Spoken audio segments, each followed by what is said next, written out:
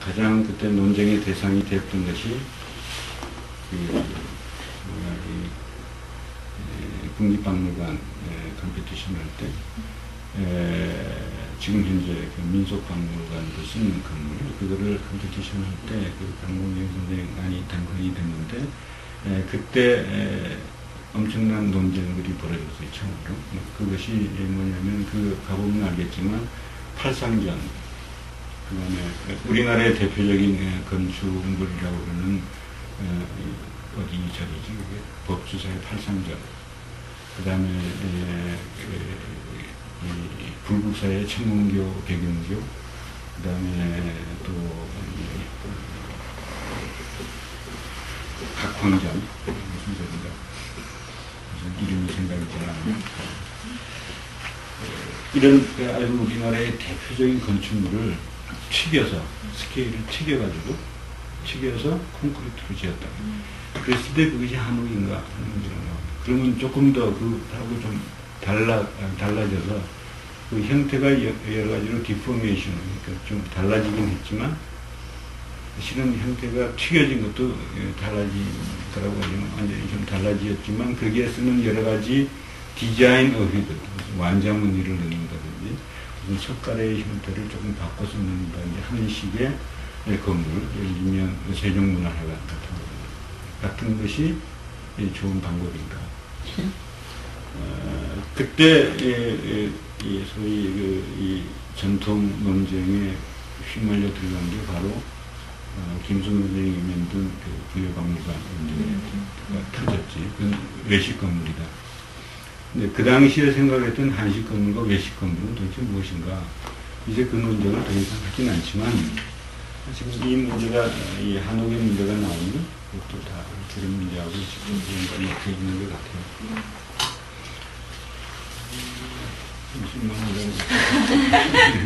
선생님 그런 분들의 작업 아울러서 북촌의 그런 한옥들이 형태, 재료, 법 이런 걸 이렇게 계승해왔다면 놓치고 있는 부분이 어떤 이제 한옥을 지을 때 정신, 공간 이런 문제가 또 있을 텐데요.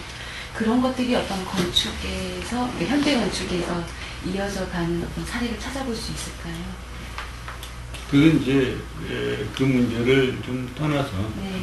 그런 한옥이나 전통이나 이런 문제를 좀 떠나가지고 건축이라는 문제를 생각하면 모든 건축이 다 그렇듯이 건축이라는 것은 그 이전에 지어졌던 모든 학문이 다 그렇고 우리 생활도 다 그렇지만 그 이전에 있었던 모든 역사적인 사건들과 사실들과 어떤 투쟁들이나 뭐 이렇게 논쟁들이 실은 지금의 무엇을 생산하는 어떤 근거가 되고 기준이 되고 또는 그것을 극복하는 어떤 대상이 된다. 그런 관점에서 보면 이 한옥도 내 개인적으로는 지금 내가 얘기한 그 한옥은 그 한옥이야.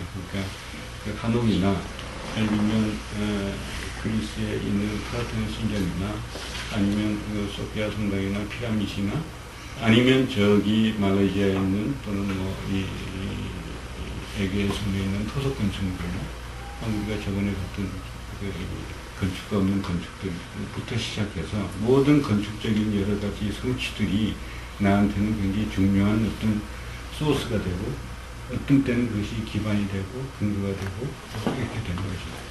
그러니까 그렇게 근거가 되지만 지금 내가 그런 건축들을 가지고 논의할 때 그 건축이 가지고 있는 어떤 가치를 내가 스스로 발견하고 그리고 그것을 내가 스스로 선택한다. 그런 관점에서 한옥은 나한테 굉장히 중요하죠.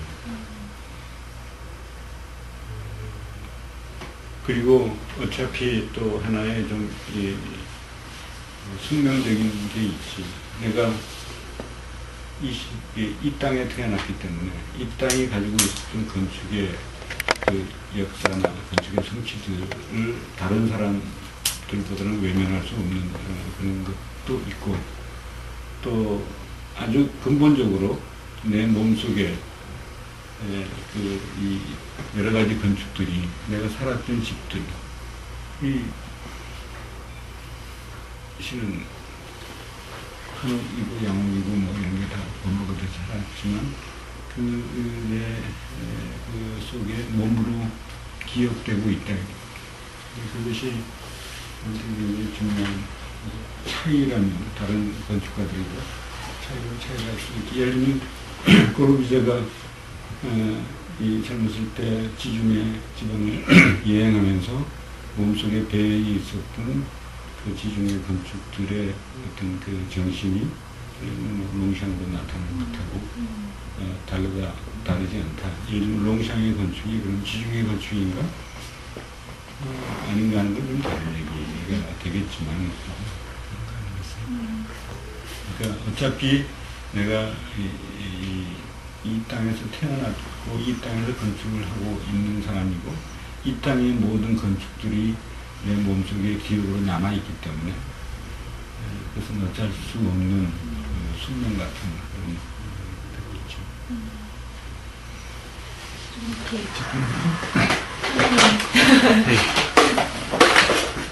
지금 우리가 이 한옥에 대한 얘기하고 내가 조금 전에 얘기한 60년대 초에 있었던 소위 한국 전통의 건축의 무슨 가슴 발전, 이건 뭐 건축뿐만 아니라 여러 분야에서 많이 일어났다고 보지만, 이 두 문제를 지금 상당히 긍정적으로 볼 수도 있고 부정적으로 볼 수 있다고 생각합니다.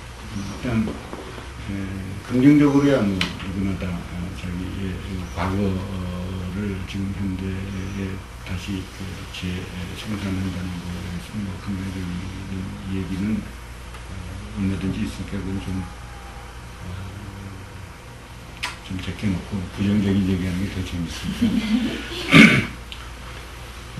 왜 그 전통 논의가 실은 그 이전에도 보면 박길영 교수가 아니라 건축가 박길영의 고민 속에도 있었고 그 전 시대 우리나라 건축가들에게 고민이 있었지만 실은 1960년대 박정희 정권 이후로 굉장히 국가적인 어떤 이 모토로 이렇게 드러났는데 그것을 우리가 어떻게 봐야 될 건가 하는 것이 상당히 심각한 문제예요. 지금 내가 뭐 박정희 정권을 어떻게 하겠다는 건 아니지만 첫째 실은 그런 종류의 현상이 세계 도처에 많이 일어나는 걸 좀 이렇게 참고를 하게 되면 그렇게 정통적이지 않는 정권, 정통적이지 않는 권력은 항상 과거의 것으로부터 뭔가 정통을 이렇게 도배하려고 하는 또는 이렇게 포장하려고 하는 이런 성향들이 많습니다. 예를 들면 히틀러 시대에 아부트 스피어가 지었던 베를린 재계획을 보면 전부 다 그 이전에 있었던 서구 건축의 대표적인 건물을 확대 재생산한 거예요. 그런 식으로 자기의 정통성이 좀 부족할 때 항상 그런 권력은 항상 과거의 것을 끌어들여와서 뭔가 자기의 어떤 정통성을 구축하는 어떤 포장 재료로 쓴다. 그것은 가장 대표적인 게 건축이라고 생각돼요. 그 이외에 여러 가지 이념들도 있죠. 예를 들면 이순신 장군이 갑자기 1960년대 이후로 우리나라의 가장 대표적인 영웅이 됐다 하는 것도 지금 그렇게 큰 차이를 보이지 않는다. 예를 들면 이순신 장군은 내가 초등학교 다닐 때는 그냥 훌륭한 제도, 그리고 그게 모르겠어요. 뭐 서울서 살지 않았기 때문에, 마산서 살았기 때문에, 마산 진해가 다 해군의 도시이기 때문에 그게 강조되어 있었다고 생각되지만, 이순신 장군이 나쁘고 좋은 사람하고는 좀 다른 문제예요. 왜 이순신 장군이 갑자기 그 시대에 부각됩니까? 그리고 한참 지난 다음에 왜 세종대왕인가? 그러니까 이런 문제들을 이렇게 따져보면, 그 당시에 소위 전통 문제를 들고 나온 가장 근본적인 생각 중에 상당히 부정적인 요소를 본다. 근데 지금 현재 이 한옥 붐은 지금 조금 다른 문제고 다른 문제는 첫째가 좀 잘 살게 됐다. 잘 살게 됐다는 얘기는 다른 얘기로 하면 그 호사가들이 좀 많이 늘고 또 먹고 살기 힘들 때는 생각하지 않았다가 이제 좀 잘 사는 게 도대체 무엇인가라는 걸 생각해 보면 잘 사는 거는 내가 지금까지 살았던 걸 가만히 반추해 보니까 전부 다 수입된 싸구려 들이더라. 그러면 수입되지 않은 것들 중에서 뭐 있는가? 전통 한옥 가보니까 좋던데. 또는 건강을 위해서 무슨 집이 좋은가 보니까 건강이 좋던데. 뭐 이런 식의 잘 살고 됐을 때 우리의 관심이 이제 좀 더 문화적인 삶 또는 좀 더 여유 있는 삶으로 돌아서면서 그런 데 관심을 가질 수밖에 없는데 그 관심이라는 건 실은 상당히 한옥에만 있는 건 아니죠. 예를 들면 좀 더 좋은 집에 살고 싶은 욕망 같은 것들도 이렇게 겹쳐지고 또 거기에 내가 커피만 마시는 게 아니라 차도 마셔보고 뭐 그러자. 요즘은 스카치 위스키만 마시지 말고 우리나라 전통주도 좀 마시고 이렇게 좀 다양하게 살자 하는 부분들. 옛날에는 그것밖에 없었다고. 조선시대는 그것밖에 없었으니까 위스키만 마실 기회도 없었지만 좀 이렇게 할 수 있는 그런 가능성이 있지 않는가 하는 생각입니다. 그러니까 지금 모르겠어요. 그걸 또 문화인류학자들은 또 판단하는 기준이 있겠지만 지금 많은 사람들이 한옥에 대해서 관심을 갖는 것은 예를 들면 야옥에 갖는 관심하고 그렇게 크게 다를 바는 나는 없다고 생각합니다. 좀 이렇게 편안한 얘기가 돌아가서 아까 말씀 중에 이렇게 한옥, 양옥 섞어서 이렇게 두루 거주하신 경험들 말씀해 주셨는데 그 첫 번째 한옥과의 어떤 인연 말씀 좀 해주시면 좋겠습니다. 한옥과의 인연 전에 전에 내가 아주 굉장히 크게 반성해 본 일이 있어요. 처음 일본 여행을 갔을 때 일본의 전통 민가가 쪽에 있는 내가 구태에 찾아간 건 아니고 나라의 그 마을에 이렇게 가서 보고 진짜 우습게 고향에 온 듯한 느낌이다.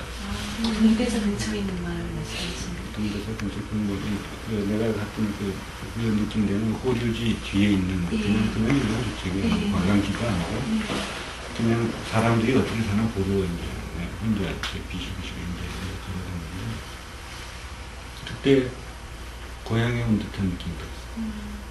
그래서 도대체 이게 뭔가 내 소위 유전자 안에 일본 건축이 있는가 그런 생각을 굉장히 많이 생각을 해보기 시작했어요.